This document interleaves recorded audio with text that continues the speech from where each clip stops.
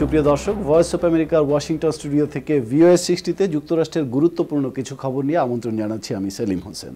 সোমবার Ohio state university ক্যাম্পাসে হামলার ঘটনায় সন্দেহভাজন শিক্ষার্থী আব্দুল রাজাক আলী আর্টানের অ্যাপার্টমেন্টে তল্লাশি করছে এফবিআই এবং পুলিশ।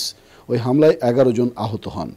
সোমালি শরণার্থী এবং যুক্তরাষ্ট্রের পার্মানেন্ট রেসিডেন্ট রাজাক আলী আর্টান পরে পুলিশের গুলিতে মারা যায়।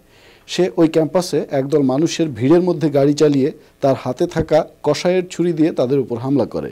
কর্তৃপক্ষ জানায়, পুলিশে খবর দেওয়ার 3 মিনিট আগে আর্টান এক ফেসবুক বার্তায় বিশ্বব্যাপী মুসলমানদের হেয় করায় ক্ষুব্ধ প্রতিক্রিয়া ব্যক্ত করেন।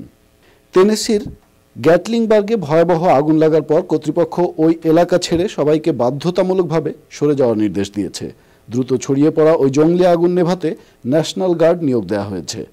গ্রিন পার্টির প্রেসিডেন্ট প্রার্থী জিল স্টেইন উইসকনসিনের পর পেনসিলভেনিয়ায় ভোট পুনঃগণনার জন্য আনুষ্ঠানিকভাবে আবেদন করেছেন। বিশেষজ্ঞরা বলছেন, এতে করে নির্বাচনের ফলাফলে কোনো পরিবর্তন হওয়ার সম্ভাবনা নেই। ভিওএস 60 আজ এ পর্যন্তই। শুনছিলেন যুক্তরাষ্ট্রের গুরুত্বপূর্ণ কিছু খবর।